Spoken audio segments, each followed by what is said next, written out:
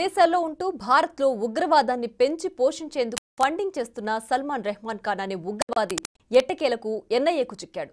లష్కరే తోయిబా సంస్థకు చెందిన ఈ మోస్ట్ వాంటెడ్ ఉగ్రవాది బెంగళూరులో పలు ఉగ్రవాద కార్యకలాపాల కేసుల్లో నిందితుడిగా ఉన్నాడు.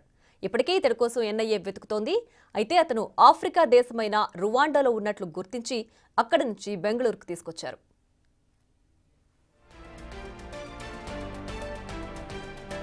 అయితే ఈ సీక్రెట్ ఆపరేషన్ ను చాలా సీక్రెట్ గా ఉంచింది NIA. Central bureau of investigation కు చెందిన గ్లోబల్ ఆపరేషన్స్ సెంటర్, ఎన్ఐఏ సంయుక్తంగా ఈ ఆపరేషన్ ను నిర్వహించింది. దీనికి ఇంటర్పోల్ సాయం కూడా తీసుకున్నారు. ఈ లష్కరే తోయిబా ఉగ్రవాది ఉగ్రవాద సంస్థలకు ఫండింగ్ చేయడమే కాకుండా ఆయుధాలను కూడా సమకూర్చుతున్నాడు. ఇతడిపై ఎన్ఐఏ 2023లో కేసు నమోదు చేసింది. బెంగళూరులోని ఉగ్రవాదులకు ఆయుధాలను సమకూర్చినట్లు గుర్తించింది.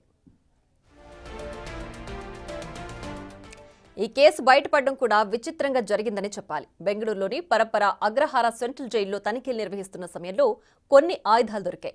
దీన్ని ఇన్వెస్టిగేషన్ చేస్తూ వెళితే డొంక ఆఫ్రికాలో కదిలింది.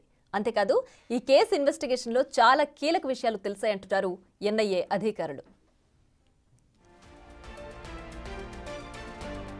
నవంబర్లో మొత్తం 3 ఉగ్రవాదులను విదేశాల నుంచి రప్పించింది సిబిఐ. నవంబర్ 14న బర్కత్ అలీ ఖాన్ సౌదీ అరేబియా నుంచి పట్టుకొచ్చింది. ఇదే సౌదీ అరేబియా నుంచి రేప్ కేసులో నిందితుడిగా ఉన్న రైహాన్ అనే వ్యక్తిని కూడా పట్టుకొచ్చింది. ఇప్పుడు సల్మాన్ ను ఆఫ్రికా నుంచి రప్పించారు. 2021 నుంచి మొత్తం 100 మంది నిందితులను విదేశాల నుంచి తీసుకురాగా ఒక్క ఈ ఏడాదిలోనే 26 మందిని తీసుకొచ్చారు.